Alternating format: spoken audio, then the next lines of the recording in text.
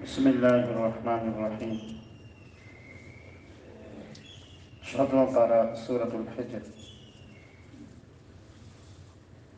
آیت نمبر 78 سے لے کر آیت نمبر 86 تک کا ترجمہ۔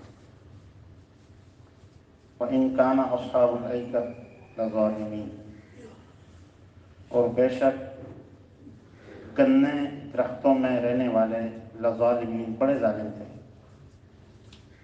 فَانْتَقَمْنَا مِنْهُمْ، ہم نے ان سے انتقام لیا۔ فَإِنَّهُمَا، یہ دونوں قومیں ایک کھلے روڈ اور کھلے راستے میں واقع تھی۔ وَلَقَدْ كَذَّبَ أَصْحَابُ الْحِجْرِ الْمُرْسَلِينَ، بتحقیق انکار کیا اصحاب الحجر نے نبیوں کا۔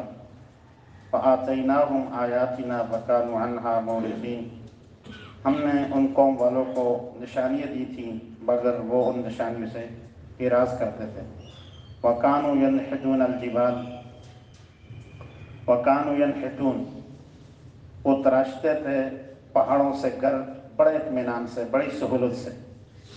فَأَخَذَتْهُمُ الصَّيْحَةُ، ایک چیخ نے ان کو پکڑا مصبحین، صبح کے وقت۔ فَمَا أَغْنَى عَنْهُمْ مَا كَانُوا يَكْسِبُونَ، جو چیزیں ان کے پاس تھیں کوئی ایک چیز بھی انہیں کام نہیں آ سکی۔ وَمَا خَلَقْنَا السَّمَاوَاتِ وَالْأَرْضَ، اور کیا ہم نے زمین اور آسمان کو پیدا نہیں کیا اور جو کچھ اس کے بیچ میں ہے اس کو ہم نے حق اور سچ طور پر پیدا نہیں کیا۔ فَإِنَّ السَّاعَةَ لَآتِيَةٌ، اور بے شک قیامت آنے والی ہے۔ فَاصْفَحِ الصَّفْحَ الْجَمِيلَ، آپ ان کے ساتھ درگزر کا معاملہ کیجئے اچھے انداز سے۔ إِنَّ رَبَّكَ هُوَ الْخَلَّاقُ الْعَلِيمُ، بے شک آپ کا رب سب کو پیدا کرنے والا اور سب کو جاننے والا ہے۔ ان آیات میں سابقہ انبیاء علیہ السلام کی دو قوموں کا ذکر ہے۔ اصحاب الایکہ، ایکہ کہتے ہیں گنے جنگلات کو، بہت زیادہ درخت جہاں ہوں عربی میں اسے ایکہ کہتے ہیں۔ یہ حضرت شعیب علیہ السلام کی قوم درختوں میں، جنگلات میں، بڑے خوبصورت علاقوں میں آباد تھی۔ ظاہر ہے جہاں درخت ہوں، ہریالی ہو، خوبصورت مناظر ہوں، بہت اچھا لگتا ہے۔ اتنا اچھا علاقہ اللہ جل جلالہ فرما رہے ہیں اس قوم کو ہم نے دیا تھا، درختوں کی، جنگلات کی جھرمٹ میں یہ لوگ رہ رہے تھے اور ہم نے ہر نعمت سے انہیں نوازا تھا۔ مگر ہوا کیا، لظالمین، انہوں نے حد درجے میں کائنات کے اندر ظلم برپا کر دیا۔ ظلم کیا تھا؟ ظلم یہ تھا، شعیب علیہ السلام کی قوم کے اندر نمایاں دو برائیاں تھیں۔ ایک تو وہ ناپ تول کے اندر کمی کرتی تھی وہ قوم، اور دوسرا ڈاکہ زنی بہت تھی، راستے میں بیٹھتے لوگوں کو ڈراتے دھمکاتے اور لوگوں سے جو کچھ پیسہ چیزیں ہوتی لوٹ کر لے جاتے۔ اور دوسرا بڑا جرم ان کا یہ تھا، یہ ناپ تول کے اندر بڑی کمی کرتے تھے۔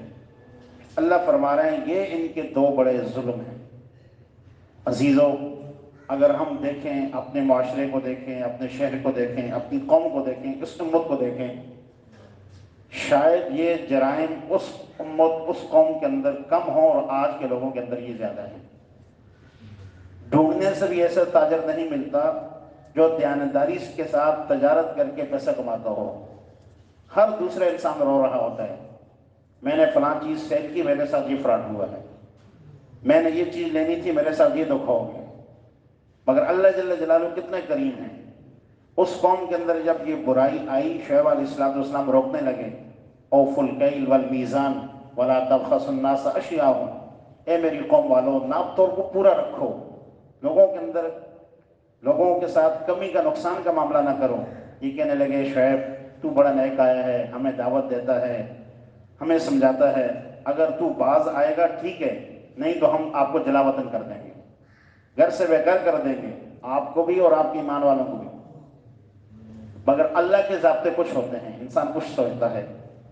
الذین کذبوا شعیبا کأن لم یغنوا فیہا، اللہ فرما رہے ہیں 8ویں پارہ کے اندر، جو شعیب علیہ السلام کو دھمکیاں دیتے تھے ہم ان کو نیست و نبود کر دیا۔ الذین کذبوا شعیبا کانوا هم الخاسرین، جو حضرت شعیب علیہ السلام کو دھمکیاں دیتے تھے سب سے بڑے نقصان میں وہی گئے ہیں۔ فانتقمنا منہم، ان جرائم پر اللہ فرما رہے ہیں ہم نے اس قوم کی پکڑ لی ہے اور انہیں ایسے عبرت کا نشانہ بنایا ہے کہ عرب کے لوگ راستوں سے گزرتے تھے تو یہ قوم جہاں ہلاک ہوئی ہے وہ کھنڈرات دکھنے سے نظر آتے تھے. یہ قوم ان جرائم کے اندر مبتلا تھی اور اللہ جل جلالہ نے انہیں نیست و نابود کر دیا. دوسری قوم وَلَقَدْ كَذَّبَ أَصْحَابُ الْحِجْرِ الْمُرْسَلِينَ، صالح علیہ السلام کی قوم تھی، شرک کے اندر مبتلا تھی. صالح علیہ السلام دعوت دے رہے ہیں اللہ کی مان کے رہو، کہنے لگے نہیں بھائی آپ اس پہاڑ سے پتھر سے ایک زندہ توندہ ایک اونٹنی نکال کے دکھا دیں، ہم آپ پر ایمان لے آئیں گے.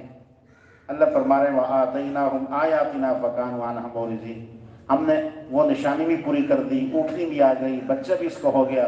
کہنے لگا نہیں یہ تو بڑا جادو ہے، بہت بڑا فنکار ہے، نعوذ باللہ منہا.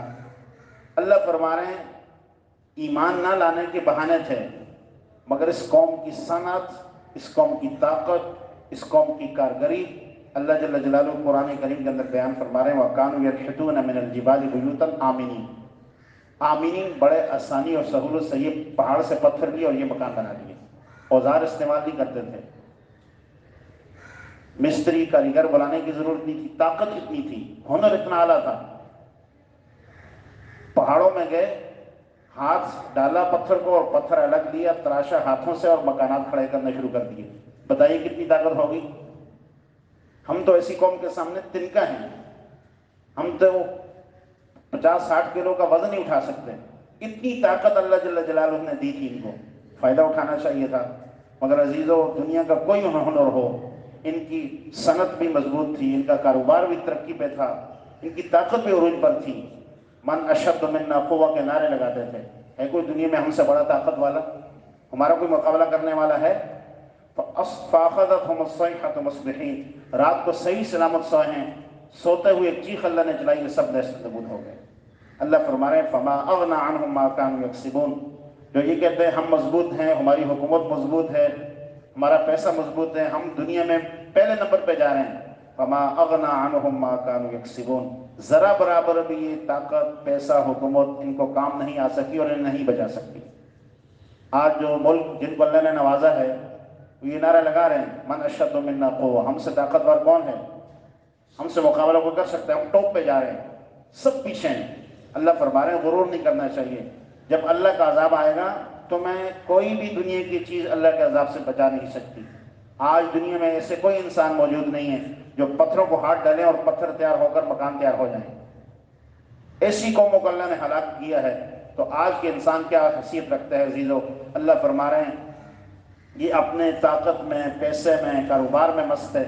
ہم نے تو بڑی بڑی مخلوقات پیدا کی ہیں. وما خلقنا السماوات والارض وما بینہما، زمین کو دیکھو، آسمانوں کو دیکھو، زمینوں کو دیکھو، بیچ کی چیزوں کو دیکھو، یہ کس نے پیدا کی ہیں؟ یہ ہم نے پیدا کی ہیں. آپ صلی اللہ علیہ وسلم کو اللہ جل جلالہ خطاب فرما رہے ہیں اے نبی، ان انبیاء نے اپنی قوموں کو دعوت دی، اللہ کی طرف بلایا، یہ نہیں مانے. آخر میں آپ تشریف لائے ہیں، آپ بھی عرب والوں کو، مکہ والوں کو، مدینہ والوں کو دین دینا چاہ رہے ہیں، مگر یہ دین پہ نہیں آتے. وَإِنَّ السَّاعَةَ لَآتِيَةٌ، آپ اطمینان رکھیں، ہم نے ایک دن رکھا ہے مالک یوم الدین، جزا کا دن ہے، بدلہ کے دن ہے، انتقام کا دن ہے. إِنَّ السَّاعَةَ لَآتِيَةٌ، قیامت آ کر رہے گی. ہم پوچھیں گے ہر انسان سے کہ آپ نے کیا کیا. قیامت تو آئے گی نا بھائی. ہمارے ساتھ کسی کا مسئلہ چل رہا ہو تو ہم اللہ پہ تھوڑی چھوڑ دیں گے کہ قیامت میں جا کر انتقام لے لیں گے. ہم تو دنیا میں چاہتے ہیں فوراً اس کو پکڑا جائے، اس کی سزا ہو، ہماری آنکھوں دیکھے یہ اللہ کے عذاب میں مبتلا ہو. اللہ فرما رہے ہیں انسان کو صبر کرنا چاہیے. وَإِنَّ السَّاعَةَ لَآتِيَةٌ، قیامت آ کر رہے گی. اب کیا کرنا ہے؟ ان کو معاف کر دو، ان سے درگزر کر دو، چل چلاؤ میں معاملات چلاؤ. ہم تو الجھتے ہیں، اٹک جاتے ہیں، اڑ جاتے ہیں، اناد، بغض، لڑائی جھگڑا قائم کر دیتے ہیں کہ بھائی آپ نے ہمارے ساتھ یہ مسئلہ کیا، اس کو حل ہونا چاہیے. تو اس لیے عزیزو جو مسئلہ دنیا کے اندر حل نہ ہو اس کو آخرت میں چھوڑ دینا چاہیے. اللہ جل جلالہ اپنے پیارے حبیب صلی اللہ علیہ وسلم سے فرما رہے ہیں آپ اور ان کا معاملہ دنیا میں درگزر کا ہے، آپ معاف کرتے جائیں ان کو. یہ نہ دان ہے نہ سمجھ ہے. قیامت آئے گی ہم خود دیکھ لیں گے کیا کرنا ہے. ان ربک هو الخلاق العلیم، آپ کا رب ساری چیزوں کو پیدا کرنے والا بھی ہے اور پیدا کر کے اسے جانتا بھی ہے، اس کے علم میں بھی ہے. لہذا اللہ پر پورا یقین ہو، اللہ خالق ہیں، اللہ ہر چیز کو جاننے والے ہیں. دنیا کے اندر درگزر معاف کرنا.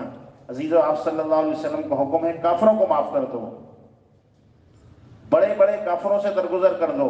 ہم اپنے بیوی بچوں کو معاف کرنے کے لیے تیار نہیں ہیں، اس پڑوس کو معاف کرنے کے لیے تیار نہیں ہیں، علاقے اور محلے والوں کو معاف کرنے کے لیے تیار نہیں ہیں. ہم مسلمان ہیں، ایک شہر میں رہتے ہیں، ایک کلمہ پڑھنے والے ہیں. ہمیں تو دل جگر بڑا کر دوسرے کے ساتھ معافی کا، عفو کا معاملہ کرنا چاہیے. اللہ جل جلالہ ہم سب کو عمل کرنے کی توفیق نصیب فرمائے. اللہم آمین.